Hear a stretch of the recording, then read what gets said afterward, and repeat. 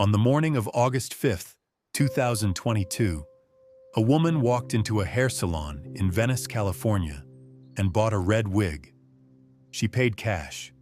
She was cheerful. She chatted with the owner. She walked out smiling with the wig in a bag. 20 minutes later, she was on fire inside a burning building. The building was not hers. She had driven her Mini Cooper through the wall of a stranger's home in Mar Vista at approximately 90 miles per hour, destroying the entire structure and trapping herself inside the wreckage as the flames reached the car. Firefighters spent 45 minutes battling through the burning ruins before they could even access the vehicle. When they finally pulled the car out with a heavy-duty tow truck, she was still inside it, alive, but only barely. Her name was Heche. She was 53 years old. She was one of the most gifted and most troubled actresses of her generation. She was the woman who, in 1997, had looked at the entire Hollywood machine and made a choice that cost her everything and changed American culture forever. She was the woman who had been abused by her father from the time she was a toddler, who had lost her father and her brother in the same year, when she was 13, who had a breakdown so spectacular and so public that it became a punchline, and who, years later, revealed that the breakdown made complete and devastating sense when you understood what was underneath it. She was the woman who won a daytime Emmy at 22 and was blacklisted at 28. Who played the young Marion Crane in Gus Van Sant's remake of Psycho and co-starred opposite Harrison Ford and Al Pacino and Robert De Niro. Heche, who sat across from Barbara Walters and said the things about her father that no celebrity had ever said on television before. Who rebuilt her career from nothing 3 times. Who raised 2 sons and donated her organs and died at 53 in a burning building in Mar Vista. And in a few hours, she would be brain dead. But here is the thing that the headlines got wrong. The thing the initial reports buried. The thing the toxicology report confirmed 4 months later when most people had moved on. She was not impaired, not drunk, not high, not at the time of that crash. The official report was clear. So what was driving that car? And why was she buying a red wig 20 minutes before she died? If you want answers to questions like this, full, honest, documented stories that don't stop at the surface, subscribe to this channel right now. Every subscriber makes this possible. Hit the button. Because this story is much bigger than the car crash, and we are just getting started. Let's go back. All the way back. Because to understand what happened on August 5th, 2022, you have to understand everything that happened before it. And what happened before it is one of the most remarkable and most heartbreaking lives in the history of American entertainment. May 25th, 1969. Aurora, Ohio. Anne Celeste Heche is born the youngest of 5 children. She will later describe herself as a white trash girl from Ohio raised in Atlantic City with 1 book on our shelves, the Bible. The family was strict Baptist Christian, devout, rule-bound, the kind of household where children were instructed to be seen and not heard. Her father, Donald Heche, was a choir director at the church. That is the version of him the community saw. The version his children saw was something else entirely. Donald Heche was, in his daughter's account, a man living an elaborate double life of almost incomprehensible hypocrisy. At the church, he was the choir director, the pillar of the community, the man of God. At home, he disappeared for weeks at a time. Anne would later learn he was having homosexual affairs while maintaining the facade of the devout Christian family man. The family was religious. The family was also, in Anne's description, something she called a sex cult in her posthumous memoir. a phrase that encompasses layers of abuse and dysfunction that she spent her entire life trying to articulate. He was rarely employed in ways that were stable, and he was, according to Anne, sexually abusing his youngest daughter from the time she was a toddler. In a 2001 interview with Barbara Walters promoting her memoir, Call Me Crazy, Anne said it in terms that made television audiences uncomfortable. "He raped me, he fondled me, he put me on all fours and had sex with me." She qualified it. "The abuse is only in my memory. I didn't carry around a tape recorder. Anybody can look and say, 'How do you know for sure?' And that's one of the most painful things about it. You don't." She contracted herpes. She was a child. The sores on her nose and lips went untreated because her mother did not believe in doctors. Her mother, Nancy, later denied the allegations publicly. "I am trying to find a place for myself in this writing," Nancy posted online after the memoir was published. "Shakti, a place where I, as Anne's mother, do not feel violated or scandalized." The wounds on her daughter's body had been real and untreated. Nancy's feelings about being scandalized by her daughter's account of them were what Nancy chose to prioritize. Anne's father died in 1983. She was 13 years old. Donald Heche died of AIDS. The same year, the New York Times printed the headline calling AIDS a gay disease. The year the word was entering the public vocabulary for the first time. The man who had been performing devout Christian family values from a Baptist church pulpit died of a disease that confirmed every secret he had kept. His youngest daughter was left with the secrets, the damage, the untreated wounds, and no explanation. The same year, 13 years old, losing her father, her brother Nathan was killed in a car crash. He was 18. In a single year, she lost her father and her brother. The pile of loss on a 13-year-old is almost impossible to comprehend. Another brother would later die by suicide. Anne Heche came from a family that was being destroyed one member at a time, and she was the youngest. And she survived by finding the one thing in her life that offered a different kind of visibility. And the way out for Anne Heche was a stage. She started acting at 12 to help support the family financially. She would later say, "I always did everything I was asked to do to the best of my ability. In my childhood, it meant my survival." She had been trained to make herself useful enough to be worth keeping. The stage was the first place she had found to turn that into something other than abuse.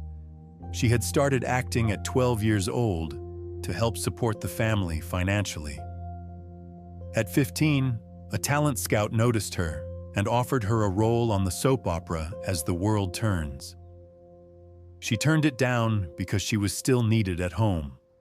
The financial situation required her presence, not her ambition. This is who she was. She was capable of extraordinary talent and extraordinary self-sacrifice simultaneously, because the childhood had trained her to put what was required above what she wanted. At 17, with her high school diploma in hand and a clear recognition that staying was going to destroy her, she moved to New York City and auditioned for Another World, a long-running NBC daytime drama with an established audience. She got the part. Actually, she got two parts. She was cast as twin sisters, the good twin Vicky Hudson and the evil twin Marley McKinnon. She played both of them. On a soap opera, that means playing two completely different people in the same scene, on the same set, on the same day, switching between them, making an audience believe in both of them simultaneously. It means holding two complete identities in your body at once and moving between them on command.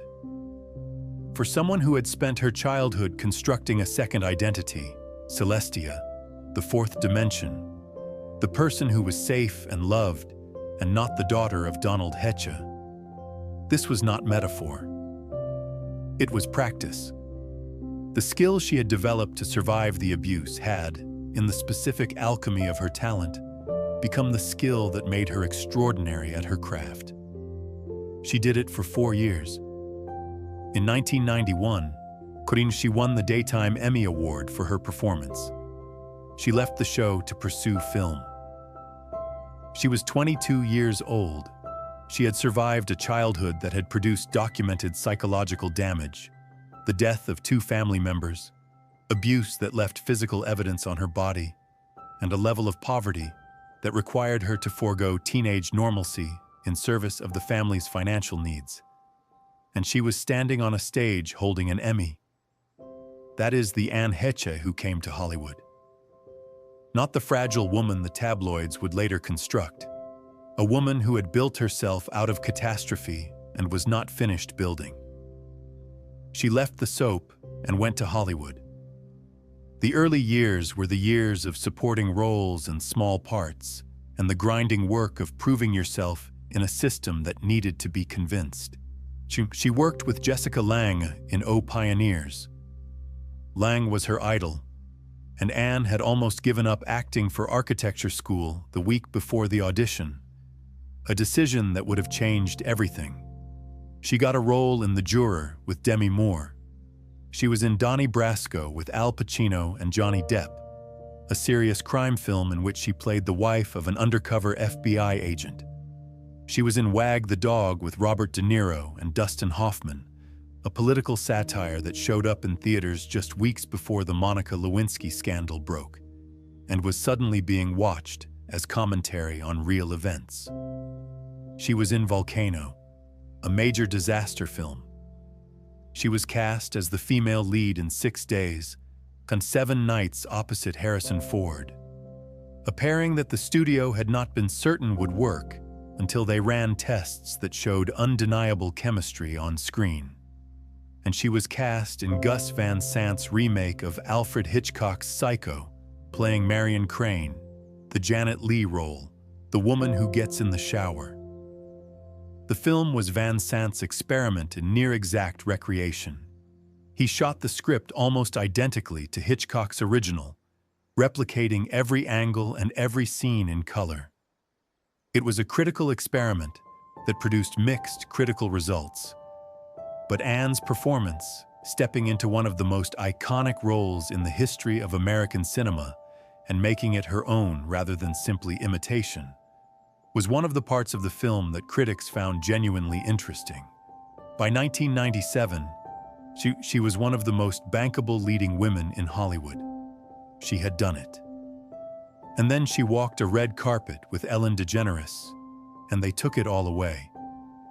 One of the people who witnessed Anne in those early Hollywood years described her as a wild animal set free from its cage. She walked into Oliver Stone's casting office once, and when he didn't look up from his desk, she crawled under the glass desk and waved at him from below. This is not the behavior of someone who is managing her image carefully. This is the behavior of someone who had spent her entire childhood being told to be silent and invisible, and who had, upon arriving in a city that rewarded visible talent, decided she was never going to be silent or invisible again. There is a story she told in her posthumous memoir about filming a sex scene with Alec Baldwin on The Juror. Both of them were essentially undressed for the scene. In the middle of it, she got her period. Her word for the aftermath involved Alec Baldwin and a set of sheets.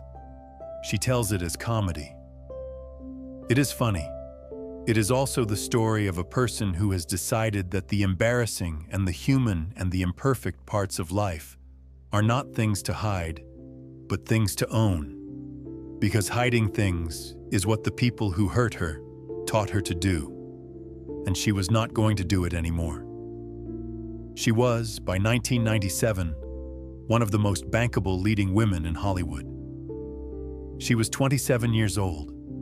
She had done it, come from the Baptist household in Ohio with the abusive father and the dead brother and the poverty and the soap opera, and built herself. She, through sheer talent and sheer refusal to be invisible, into someone the industry needed. And then she walked a red carpet with Ellen DeGeneres, and they took it all away. She had also, and you need to understand the timing of this because the timing is everything, started dating Ellen DeGeneres. We need to pause here, because this is the moment the story turns. The moment that defines everything that follows. The moment that cost Anne Heche her career, and in the view of many who study this period of Hollywood history, shaped the next 25 years of her life in ways that were never fully undone. April 30th, 1997. Ellen DeGeneres comes out on the cover of Time magazine. The issue asks, "Yep, I'm gay." It is one of the most significant cultural moments of the decade. Ellen's sitcom, Ellen, Heche, airs an episode the same week in which her character comes out on television, watched by 42 million people. She is the first lead character in a primetime American sitcom to openly identify as gay. It is a watershed. It is brave in a way that is difficult to fully appreciate now, when the landscape has changed so dramatically, but that in 1997 required navigating genuine institutional hostility. A week before Anne and Ellen walked that red carpet, Anne was summoned to a meeting with 4 suits, the executives who represented her professionally. They told her it was not a good idea to bring Ellen to the Volcano premiere. Not smart. Not the right move. Not good for her image. Anne looked at them. She looked at Ellen. She fired them on the spot. The next day, she walked the red carpet with the woman she loved. And Anne Heche had never been publicly in a relationship with a woman before. She had dated men, including Fleetwood Mac's Lindsey Buckingham and actor Steve Martin. She did not identify as a lesbian. In her memoir, she would later describe her attraction to Ellen in terms that cut through every category. "I had never fallen in love with a woman before. I simply fell in love." And in Call Me Anne, she explained the deeper reason. The reason nobody had thought to ask her about. "My father hid his sexuality his entire life.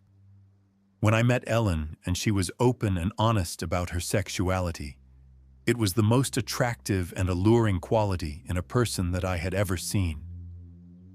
A woman raised on lies fell in love with the most honest person she had ever met." What happened next was a demonstration of how Hollywood worked in 1997. But the day after the red carpet, the day after she stood next to her girlfriend in public and refused to perform the expected invisibility, she received a call. She had been fired from a multi-million-dollar picture deal at Fox. Then she was dropped by her agency. Then the calls stopped coming from studios. 6 days, 7 nights still got made. Harrison Ford, by multiple accounts, went to bat for her and kept her in the film. It was a kind of rescue, and it mattered, but it could not undo what had already been done to her standing in the industry. The film came out in the middle of enormous tabloid attention about her relationship with Ellen, and audiences who in other circumstances might simply have watched a romantic comedy were now navigating their opinions about whether Anne Heche's personal life affected their ability to enjoy her on screen. The box office was disappointing. Hollywood had sent the message. The punishment for visibility is invisibility. You can be gay. You just cannot be gay publicly, visibly, defiantly, as if it is normal and acceptable and none of anyone's business. The moment she made it visible, they made her invisible. She later said, on Dancing with the Stars, "I was in a relationship with Ellen DeGeneres for 3.5 years, and the stigma attached to that relationship was so bad that I was fired from my multi-million-dollar picture deal, and I did not work in a studio picture for 10 years. 10 years for refusing to be invisible. 10 years for doing what the Millennium March on Washington for lesbian, gay, and bi equal rights was asking everyone to do. Be visible. Be yourself. Stop hiding. There is an extraordinary irony in the specific year this happened. 1997. The year Ellen's coming out was called culturally transformative. The year the cover of Time magazine asked America to look at a woman saying, "Yep, I'm gay," and consider what it meant. And in that same year, the woman who chose to stand next to her, who didn't come out as gay but who chose to stand next to the person she loved, was fired and blacklisted. The message was not, "We don't want gay people." The message was, "We don't want you to make us look at it." Her posthumous memoir, Call Me Anne, published in January 2023 after her death, she revealed what she had been carrying during those 3.5 years with Ellen. She wrote about why she had been drawn to Ellen in the first place. "My father hid his sexuality his entire life. When I met Ellen and she was open and honest about her sexuality, it was the most attractive and alluring quality in a person that I had ever seen. She had grown up in a house built on lies and secrets and concealed identities. She had fallen for a woman who refused to lie. That connection was not celebrity infatuation. It was the specific healing of someone who was finally in the presence of the thing she had been denied her entire childhood: honesty. But the industry had punished her for it, and the relationship was under enormous external pressure. Ellen's sitcom Ellen was canceled by ABC in 1998. The network's decision widely attributed to the controversy over the coming out episode. Ellen went into a depression that Anne describes in the memoir with the specific empathy of someone who was watching the person they loved being destroyed by the same system that was destroying her career. They were two women who loved each other inside a machinery that was trying to make them invisible. The machinery was winning. They broke up in 2000. But before she drove, and this is a detail most accounts skip, she had attended the Millennium March on Washington for lesbian, gay, and bi equal rights. Ellen was performing comedy at the march. Anne was there, and Anne said something from the stage that she immediately regretted. She said she disagreed that being gay was not a choice. She had meant it as a statement about the power of choosing love, that she had chosen to love Ellen, and that choice felt powerful, not limiting. The crowd heard it as a dismissal of their identity. In her posthumous memoir, she was honest about this. "I had negated their colossal, historic protest." She had meant to honor them. She had managed to hurt them instead. Not because she was malicious, because she was carrying damage so deep that sometimes the translation between what she meant and what she said failed, even at the worst possible moments, even when she was trying her hardest. Anne got in her car and drove. And then, in August of 2000, something happened that would follow Anne Heche for the rest of her life. The relationship with Ellen ended. Anne Heche got in her car and drove away from Los Angeles. She drove approximately 200 miles. She ended up in Cantua Creek, a tiny agricultural community in Fresno County, Central California. She parked her Toyota SUV on a highway and walked about 1.5 miles before reaching a ranch house. She was wearing shorts and a bra. The woman inside, Araceli Campis, recognized Anne Heche from a film. She let her in. Anne drank a considerable amount of water. She asked to take a shower. She showered. She put on a pair of slippers that Campis gave her. She came into the living room and suggested they watch a movie. And then she told Araceli Campis that she was God and that a spaceship was coming to take everyone to heaven. Campis called the police. When officers arrived, Anne told them she was God and had been sent to bring everyone to heaven in a spaceship. She was transported by ambulance to the University Medical Center in Fresno and admitted to the psychiatric unit. She was discharged within 24 hours. She had taken ecstasy before leaving Los Angeles, she later revealed. The tabloids had a field day. The story was everywhere. The actress who had dated Ellen DeGeneres had a mental breakdown, drove to the desert, and told people she was God. But here is what the tabloid version missed, and this is important. Please stay with me on this. The next year, Anne explained it herself. In the Barbara Walters interview, in the memoir, in the interviews that followed, she consistently described not a random episode of drug-induced psychosis, but a specific dissociative event with a specific cause. The breakdown of the protective structure she had built around her mind since childhood. The fourth dimension, Celestia. The alter ego she had invented as a small child to create a safe place inside herself when the abuse was happening.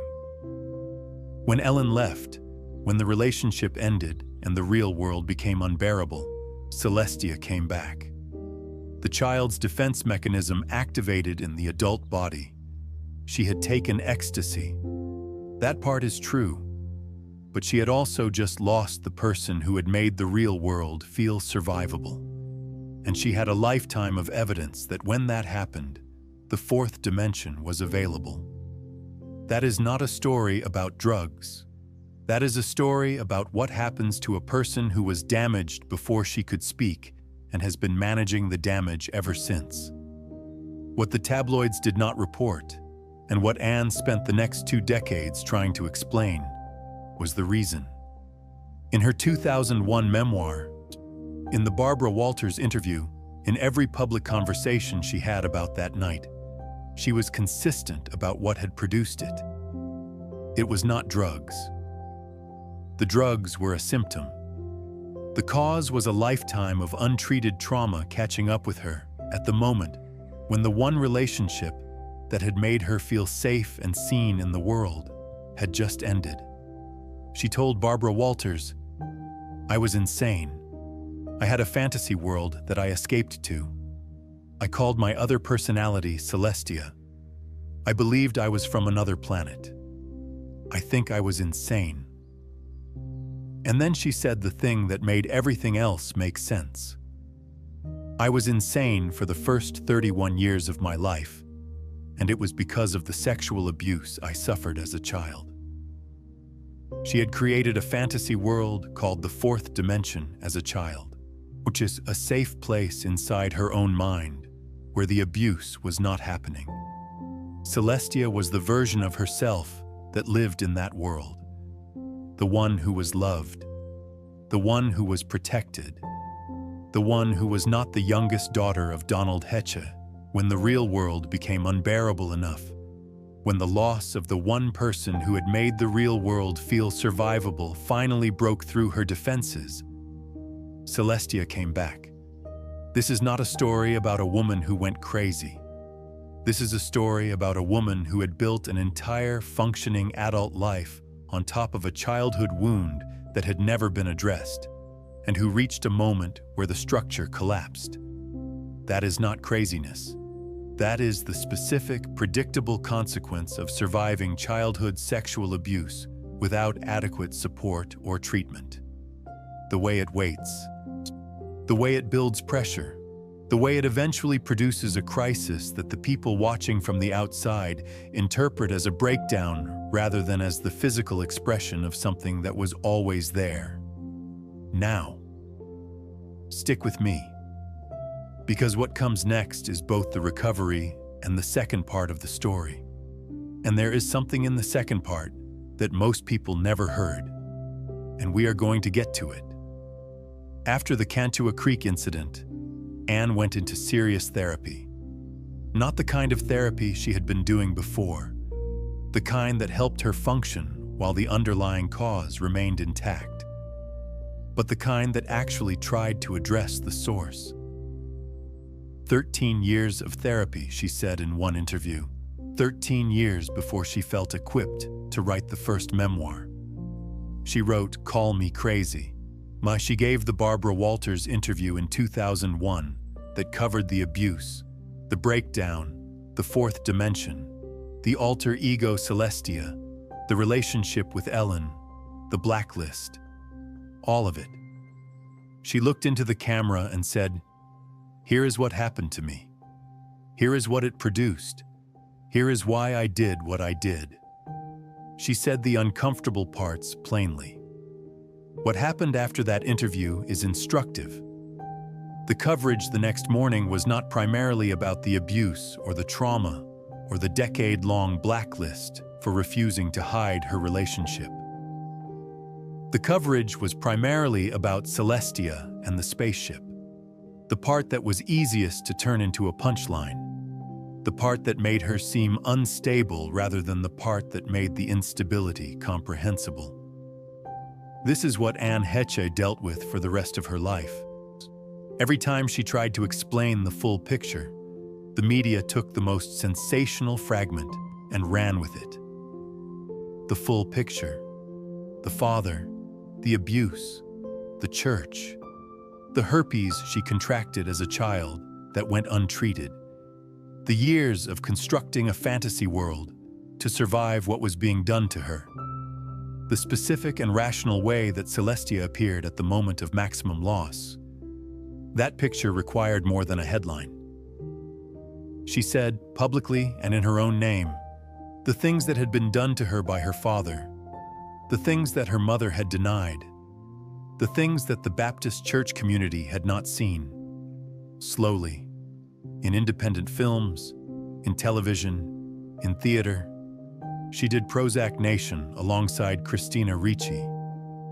She did Birth, Jonathan Glazer's strange and beautiful film with Nicole Kidman and Lauren Bacall. She did Cedar Rapids with John C. Reilly and Ed Helms. She starred in the ABC drama Men in Trees, which ran for 2 seasons and gave her the lead role and the consistent work she needed. She got a Tony Award nomination on Broadway for her performance in 20th Century.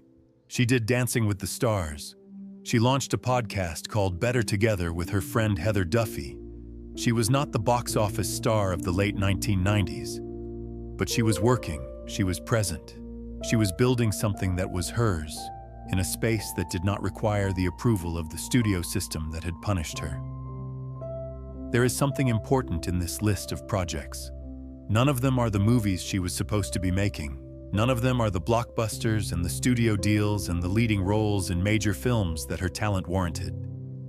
They are the career of a woman who was gifted enough to keep working in a system that had decided she should not be working at that level, who found ways around the walls that had been put up, who kept showing up. She never stopped showing up. She was alive in a way that the Cantua Creek breakdown had almost ended. She had 2 sons. Homer, from her marriage to Coleman LaFoon, a cameraman she met through Ellen's Circle, whom she married in 2001 and divorced in 2009. And Atlas, from her relationship with her Men in Trees co-star James Tupper, born in 2009. The relationship with Tupper ended in 2018. She was raising both sons alone, navigating the specific, complicated love of a mother who had survived what she had survived and was determined to give her children something different from what she had received. In the posthumous memoir she wrote about the cleaning, how as a girl she cleaned toilets so thoroughly at home that whenever she was in a restaurant, she would clean the bathroom sinks as perfectly as I did at home for the benefit of the next customer. She said, "I always did everything I was asked to do, to the best of my ability. In my childhood, it meant my survival." The girl who survived by making herself useful enough to keep had grown into a woman trying to find a different reason to be present in the world. She had found 2, Homer and Atlas. The question, and this is the question that nobody can answer now, is whether the work had been sufficient, whether the years of therapy, the memoir, the rebuilding, the sobriety she maintained from the specific substances that had defined the Cantua Creek period, when the years of being a mother with the specific intensity of a person who has decided that what was done to her was not going to be done to her children. whether all of that had been enough to produce something stable, whether she had arrived finally at a place that was going to hold. And then came August 5th, 2022. Let's go through what actually happened that morning, because the sequence is specific and strange and has never been fully explained. At some point before 10 in the morning, Anne Heche gets in her blue Mini Cooper. The day before, she had recorded a podcast episode. In a since-deleted episode of her Better Together podcast, she mentioned having had a bad day and drinking vodka with wine chasers. This detail became central to the initial coverage. It seemed to explain everything. But the podcast producer confirmed to media that the episode had been recorded on Tuesday, several days before the Friday crash, not that morning. The episode had been released Friday morning, but it had not been recorded that day. So whatever state she was in that morning, it was not the direct result of what she described in that podcast. She stops at a hair salon in Venice, California, Glass Hair Design. The owner, Richard Glass, later spoke to media about the encounter. He described her as normal, cheerful even. She looked at wigs. She chose a red one. She paid. They talked. She was, by his account, the version of herself that the public had known for years. Warm, direct, present. She walks out of the salon with the wig. She gets in the Mini Cooper, and something happens. In the minutes between leaving that salon and arriving at the apartment complex 2 miles away, that produced the sequence that followed. Something that the toxicology report would later confirm was not drugs or alcohol. Something that remains, officially and permanently, unexplained. She stops at a hair salon in Venice, California, Glass Hair Design, owned by Richard Glass. She buys a red wig. She is, by the salon owner's account, cheerful, present, normal. She pays. She leaves. She drives to a nearby apartment complex on South Walgrove Avenue. She crashes her Mini Cooper into the garage of the apartment building. People nearby rush to help. Video, later obtained by TMZ, shows the car pulling away from the first crash. Anne Heche drives off. Surveillance video then shows her car on the residential street accelerating. The speed in the moments before the second crash is estimated at approximately 90 miles per hour in a residential neighborhood. She hits a Jaguar. She nearly misses a pedestrian. And then the Mini Cooper goes through the front of a house at 1782 South Walgrove Avenue at full speed, penetrating deep into the structure.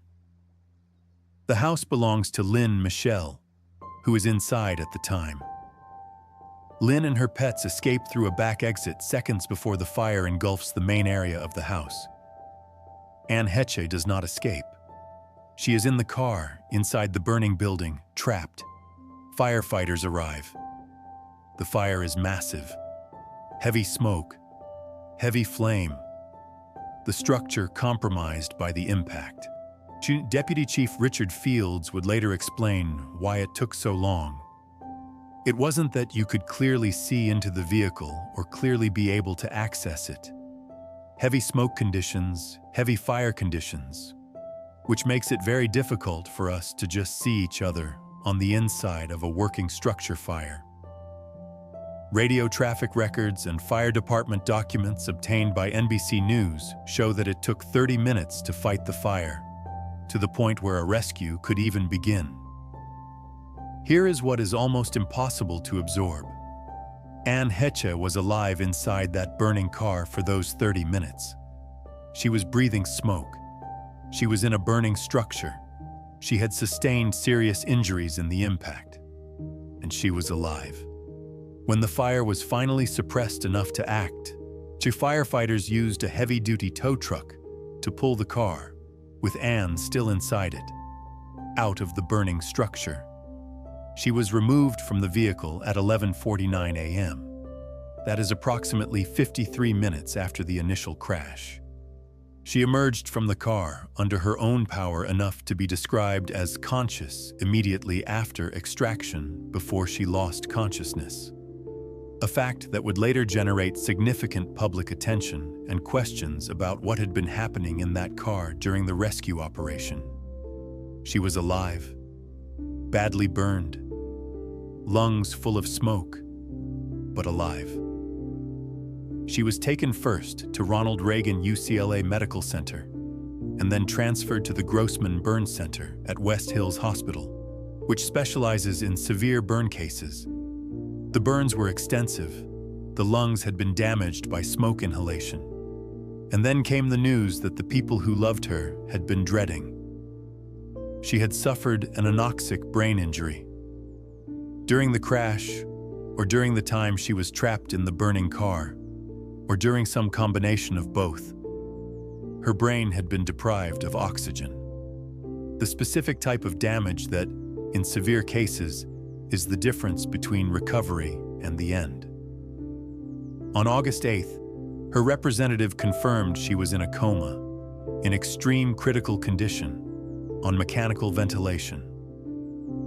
She has a significant pulmonary injury requiring mechanical ventilation and burns that require surgical intervention, the statement said. On August 11th, she was declared brain dead, 6 days after she bought a red wig in Venice. But the story was not over, because the toxicology report was coming. And when it came, it was going to change the narrative completely. Her family released a statement. "We have lost so much, but Anne's generosity lives on. It has long been her choice to donate her organs, and she is being kept on life support to determine if any are viable." Her sons Homer and Atlas were with her. The woman who had survived a childhood that should have destroyed her, who had survived Hollywood's punishment for loving who she loved, who had survived a breakdown that the tabloids turned into a punchline, and the therapy that finally made it make sense. She was gone. At 53. But now, here is where the story gets even more complicated. And this is what most of the coverage missed. The toxicology report. The LAPD initially announced that narcotics had been found in Anne's system and opened a felony DUI investigation. The media ran with it. Yet the narrative that she had been under the influence became, for months, the default explanation for the crash. Drug-addled actress destroys house, dies. The story was clean and simple, and it confirmed the narrative that had followed her since Cantua Creek. Then, in December 2022, the Los Angeles County Department of Medical Examiner Coroner released the official toxicology findings.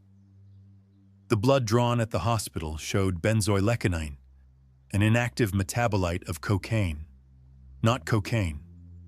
The inactive metabolite that the body produces after cocaine has already been processed. This indicates prior use in the days before the crash, not impairment at the time of the crash. The coroner's spokesperson was explicit. No evidence of impairment by illicit substances at the time of the crash. Cannabinoids were in the urine, but not the blood, consistent with prior marijuana use, not current use. The fentanyl found was attributed to the medication she received while being treated at the hospital. No alcohol. The official cause of death: inhalation and thermal injuries. A sternal fracture from blunt trauma significantly contributed to her death. The manner of death: accident.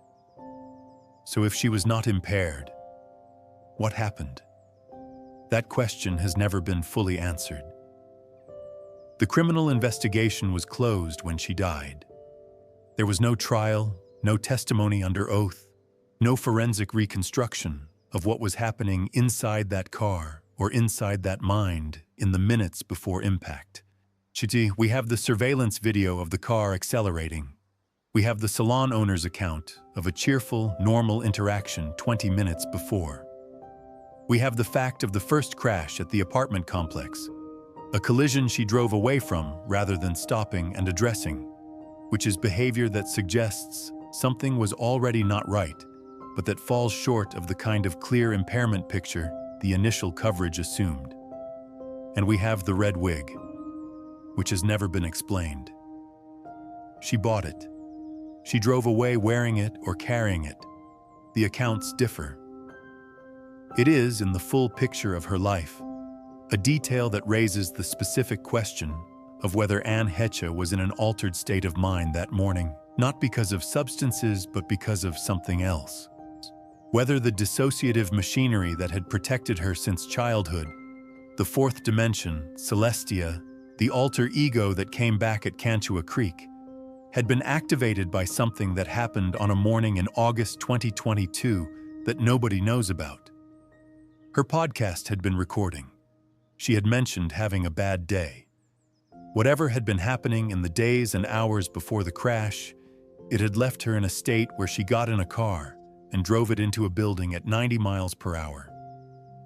What we have is this: a woman who had spent her entire life managing the aftermath of childhood trauma, who had a documented history of dissociative episodes so severe that she had once driven 200 miles across California and told a stranger she was God, who had been doing better, who was working, who had her sons, who had spoken publicly about her commitment to living differently, and who, on the morning of August 5th, bought a red wig and then destroyed a house.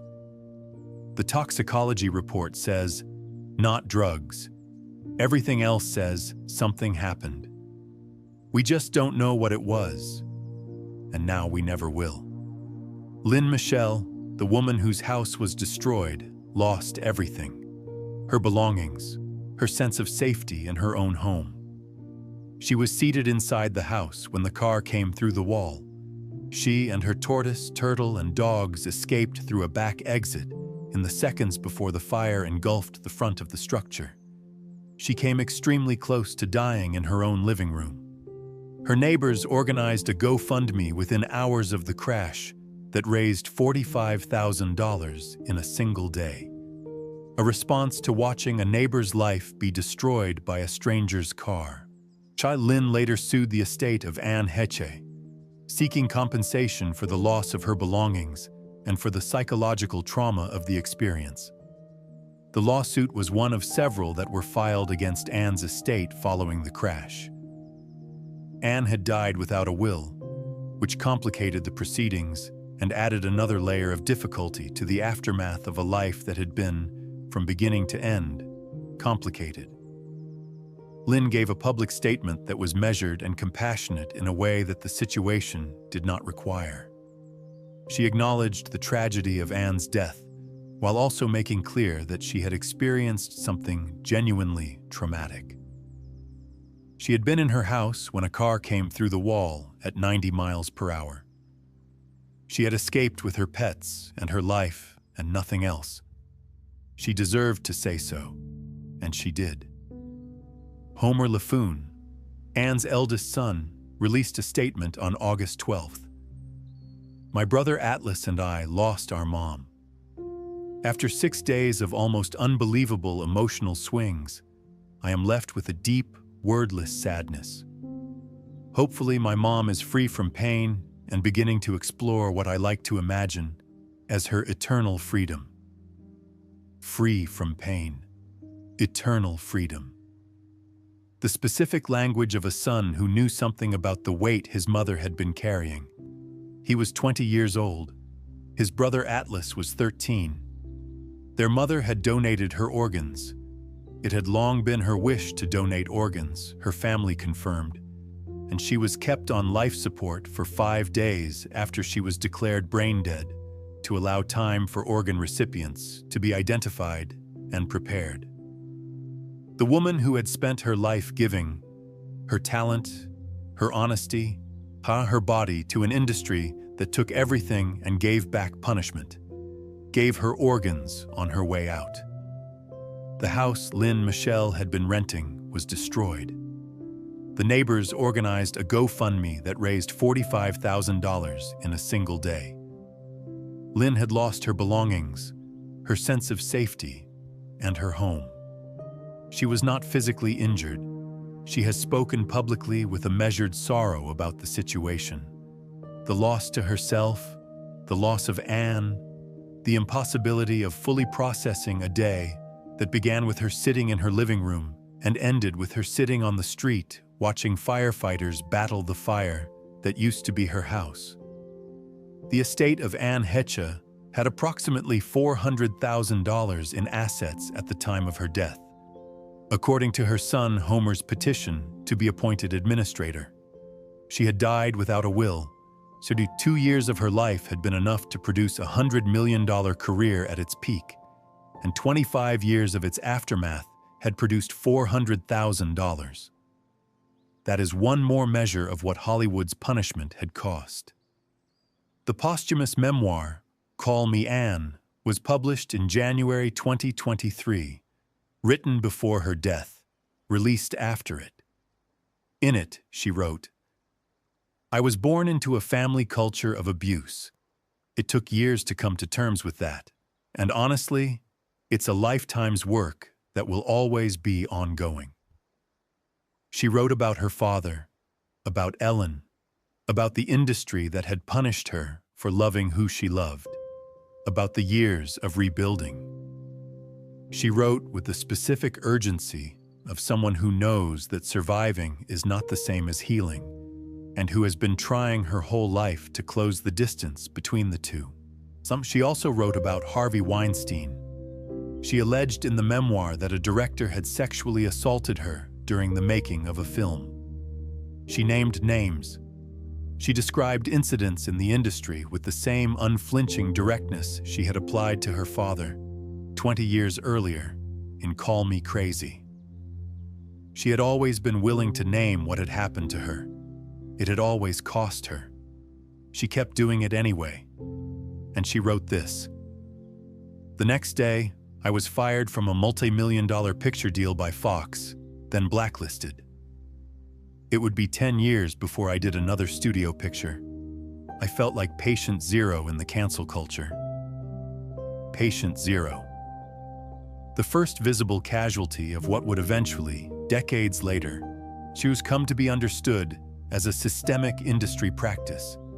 The punishment of people whose existence challenged the comfortable fictions the industry needed to maintain about itself and about its audience. What Anne Heche and Ellen DeGeneres did in 1997 was not, in retrospect, remarkable. They were two women who were in love and who refused to hide it. The industry's response, the firing, the blacklist, the decade-long exile from studio films, is the remarkable part. The part that tells you something specific about who was making decisions in Hollywood in 1997 and what they feared. Anne Heche paid the price for their fear with 10 years of her career. She paid it without wavering from the position that she had been right to refuse to hide. Look at what happened in the years after. Ellen eventually became the host of one of the most successful daytime talk shows in television history. The culture shifted. What Anne and Ellen had done in 1997 contributed to that shift. The visibility, the refusal, the willingness to take the public punishment and not disappear. Anne Heche was punished for being ahead of where the culture was. The culture eventually caught up. It did not come back to compensate her for the decade it had cost her. The relationship with Ellen ended. Ellen went on to build one of the most successful careers in American television. Anne went on to build something smaller and harder, and in certain ways, more real. She did the independent films nobody saw, and the TV shows that kept her employed, and the podcast with her friend, and the book about how to survive. She did the therapy. She raised her sons. She showed up. She showed up until August 5th, 2022, when something happened in that Mini Cooper that produced a sequence of events nobody has fully explained. And a woman who had survived everything else did not survive the house she drove into. She was 53 years old. She had been nominated for a Daytime Emmy at 22. She had been one of the most promising stars in Hollywood at 27. She had been blacklisted at 28. She had thought she was God at 31. She had written the truth about her father at 32. She had spent 20 more years proving that the truth about her father had not finished her. She had also, in those 20 years, done something that most people who become famous do not do. She had kept being honest about her mental health, about the abuse, about what the industry had done to her, about the relationships that had not worked, and the substances that had complicated the ones that did, and the specific grinding difficulty of being a public person whose private pain kept breaking through the surface in ways that the tabloids found entertaining and that she found necessary to articulate. She was not careful with her image. She was not strategic about what she revealed. She said what was true when it was true and let the audience decide what to do with it. This is, in retrospect, the Anne Heche legacy that deserves more attention than the car crash. She was one of the first celebrities in the modern era to speak publicly about childhood sexual abuse in terms that were specific and unflinching. She was one of the first to be publicly punished for a same-sex relationship in Hollywood and to refuse to pretend the punishment was just. She was one of the first to discuss dissociation and mental illness in terms that treated it as a consequence of what had happened to her, rather than as a character flaw. She did all of this in 2001 and 2002, before the cultural conversation about trauma and mental health and #MeToo had produced the vocabulary that would eventually allow more people to say these things without immediately losing everything. She lost everything anyway in 1997 when she refused to be invisible, and she kept going. She left 2 sons, she left the memoir, she left the question nobody answered. She left the specific contribution, invisible to most people, one invisible to the industry that punished her, of having been the person who said it first, who made it survivable for the people who would say it later, who demonstrated that you could take the hit and keep standing, even when standing meant something that looked, from the outside, like not quite standing. Even when the machinery of her own damaged mind was the greatest threat she faced. The coroner ruled it an accident. The investigation closed. The red wig was in a bag in the car. The woman who bought it 20 minutes before she died was, by the official toxicology report, sober. What she was inside, what the decades of trauma and love and loss and rebuilding had produced on that specific morning. That is the question nobody answered. The question that follows her. That is the whole story. If you want more stories like this, stories that don't stop at the headline, that go all the way back to where it started, that ask the question nobody bothered to ask, subscribe to this channel right now. It costs nothing. It makes everything possible. Hit the button and come back. There is always more to tell. What is Anne Heche's legacy? It is complicated in the way that all lives are complicated when you look at them honestly. She was one of the most gifted actors of her generation. The Emmy at 22, the Psycho remake, the Cedar Rapids performance, the Tony nomination, the sheer technical range of someone who spent 4 years playing 2 completely different people simultaneously and made an audience believe in both of them. That talent was real, and it was never fully used by the industry that punished her for loving who she loved. She was also one of the most publicly honest people in American entertainment. She told the truth about her father in a Barbara Walters interview on national television. She told the truth about the blacklist while it was happening. She told the truth about the breakdown, the 4th dimension, Celestia, the alter ego born in a childhood of abuse that came back when the world became unbearable enough. Not with shame, but with the specific clarity of someone who had done the therapeutic work to understand the damage and was no longer willing to protect anyone from knowing about it. She was also the woman who drove a car through someone's house. That is also true. The toxicology report says she was not impaired. It does not explain the red wig. It does not explain the first crash she drove away from. The questions are open and they will remain open. What remains beyond the questions is the memoir. Two sons named Homer and Atlas who are living their lives with the specific weight of knowing what their mother survived and what she didn't. The organs she donated to people she would never meet, and the testimony she left behind in 2 books and 100 interviews and 1,000 moments when she could have been quiet about the things that were done to her and chose instead to speak. Her father taught her to be silent and invisible from before she could form words. Hollywood confirmed the lesson 20 years later with a precision that suggested it had always known the same playbook. Hollywood confirmed the lesson, and every single time she chose the opposite. Her name was Anne Heche. She was born on May 25, 1969, in Aurora, Ohio, the youngest of 5 children of a man who was not who he said he was. She survived everything until she didn't. And even then, she gave what was left.